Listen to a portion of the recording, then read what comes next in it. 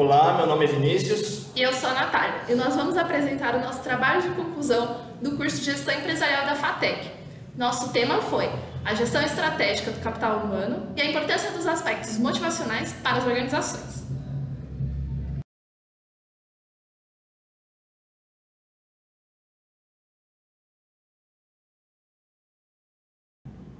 Todas as empresas de qualquer segmento, sejam elas públicas, privadas, com ou sem fins lucrativos, empresas de pequeno, médio e grande porte, elas estão inseridas em um cenário extremamente competitivo. E isso se deve ao fenômeno da globalização que influenciou e transformou o cenário mercadológico ao longo dos anos, tornando-o cada vez mais competitivo.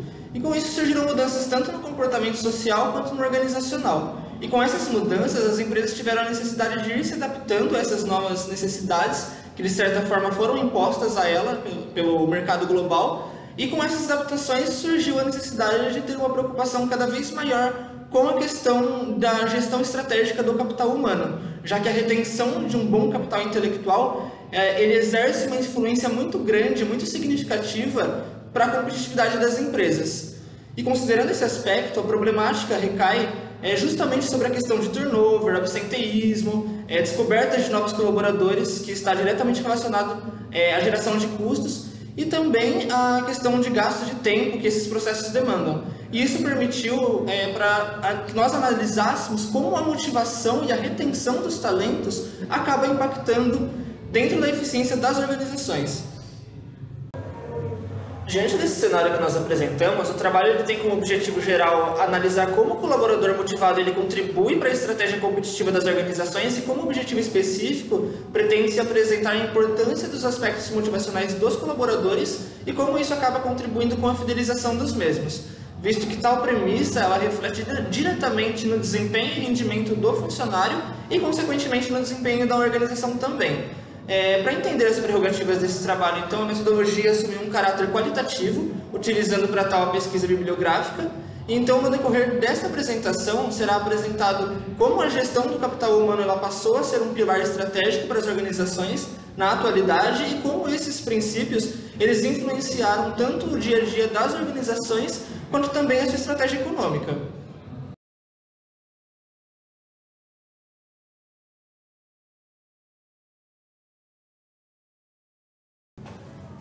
Perante os novos contextos gerados pelo mundo globalizado, nós vamos surgir mudanças interligadas à gestão de pessoas, que também se veem afetadas por esse fenômeno, gerando tendências para que as organizações mudem ou adaptem diversos aspectos envolvendo a gestão do capital humano.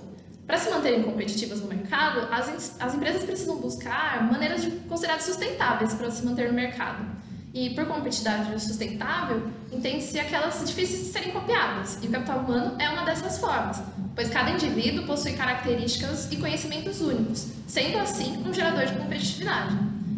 Podemos perceber que o novo trabalhador da área informacional ele não preza mais somente pelo salário, mas também pela autorrealização, bem-estar, entre outros aspectos que tornem realizar as suas tarefas algo prazeroso.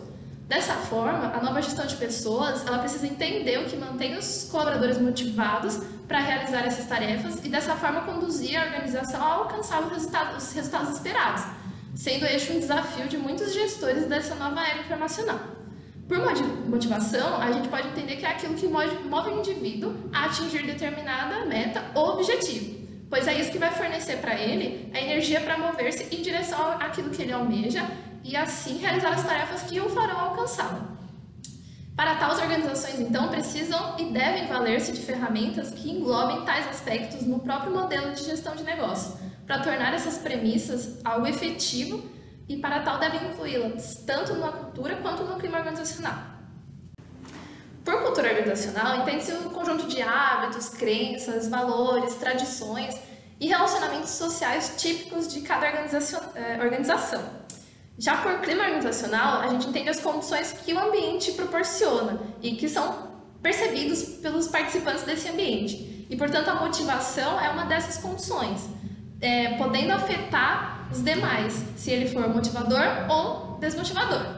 Levando em consideração esses conceitos de cultura e clima, fica evidente que a organização pode se valer de medidas e estratégias para proporcionar uma cultura organizacional e um clima organizacional que estimule os seus colaboradores e que os conduza a desempenhar as suas atividades em prol da empresa, ao mesmo tempo que seja satisfatório para o próprio colaborador.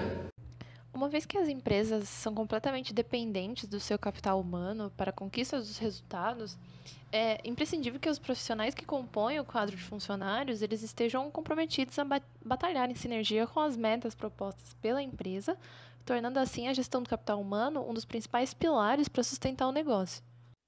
No entanto, as organizações precisam ter ciência e compreensão que, para que os funcionários se sintam motivados para atingir os resultados almejados pela empresa, os objetivos e as metas individuais deste colaborador também devem ser considerados, para que este de fato se sinta motivado.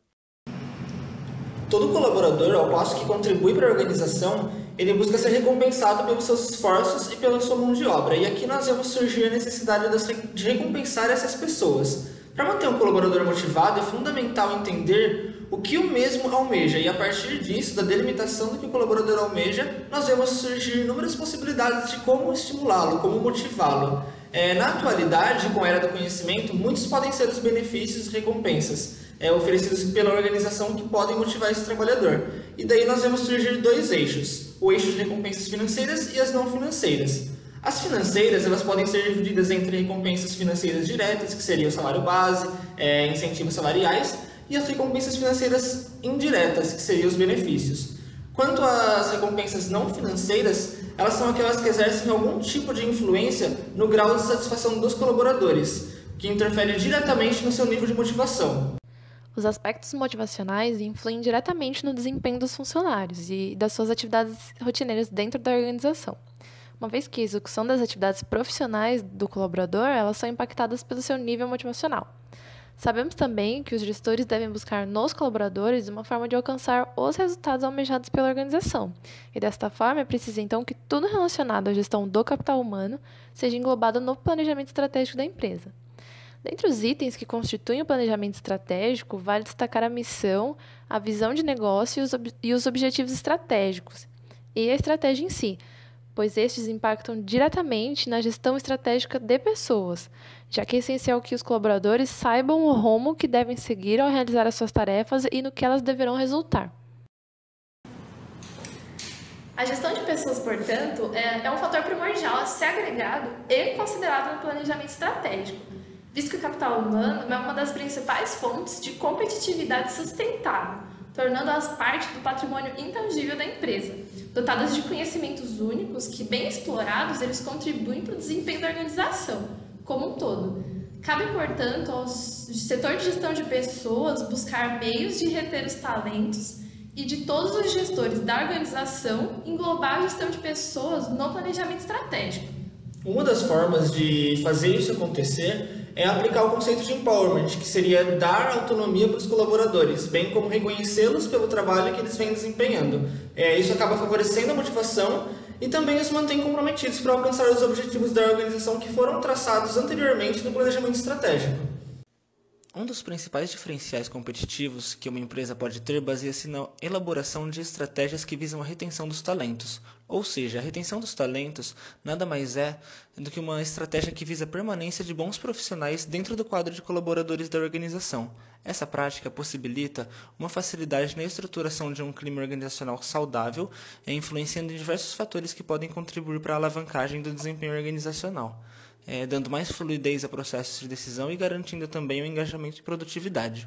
A retenção de talentos dentro das organizações não colabora para a competitividade simplesmente por manter esses profissionais competentes consigo, mas também está relacionado à minimização de impactos financeiros para a corporação, uma vez que ele preserva consigo os funcionários eficientes, reduzindo assim o índice de turnover, que é um indicador de rotatividade.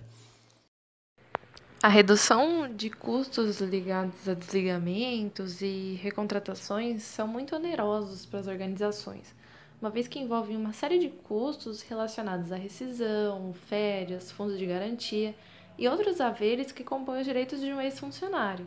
E também envolve os custos de recontratação, que envolvem gastos para fazer a seleção de candidatos para a vaga, gastos com a capacitação e o desenvolvimento de um novo contratado, dentre outros. Outro aspecto que vem da necessidade de saber como reter e gerir os talentos e que também está associada à motivação é o absenteísmo. O funcionário desmotivado muitas vezes acaba buscando meios de faltar ao trabalho para não se fazer presente naquele ambiente.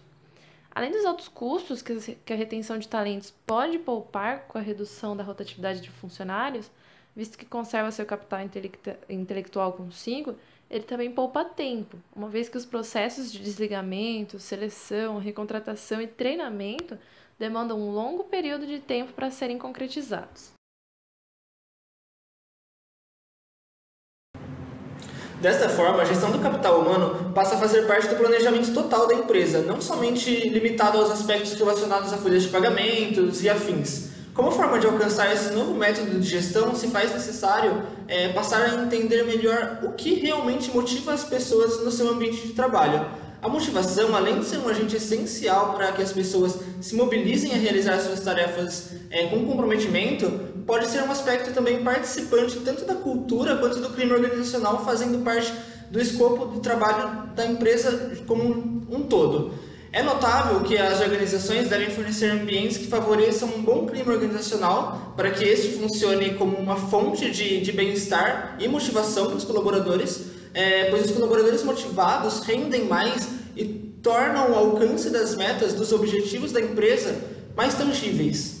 Vale ressaltar, porém, que as organizações elas não exercem diretamente a motivação do colaborador, mas sim elas criam condicionantes, ou seja, fornecem estímulos motivacionais para que os indivíduos se sintam confortáveis em desempenhar as suas atividades com o máximo de empenho. Sendo assim, nota-se que um colaborador motivado ele contribui para a estratégia competitiva das organizações, pois a produtividade alcançada com esse colaborador motivado contribui para atingir os objetivos e os resultados da empresa. Além do que, um colaborador motivado é um colaborador fidelizado à empresa e, inclusive, faz propaganda dessa empresa fora dela. E é essencial, portanto, aplicar treinamentos aos gestores e ao setor de recursos humanos da empresa para que eles possam tornar esses aspectos abordados no presente trabalho efetivos e aplicáveis no dia a dia das organizações, com vistas que se torne algo real na vida dos colaboradores, trazendo consigo melhores resultados para as organizações, maior satisfação dos colaboradores e um melhor desempenho individual e entre equipes, resultando por fim em uma performance para a empresa, em uma alta performance para a empresa. Nós esperamos que o conteúdo desse trabalho tenha agregado para você tanto na sua vida profissional quanto na vida pessoal. E agradecemos por terem assistido o vídeo até o final. Obrigado, pessoal.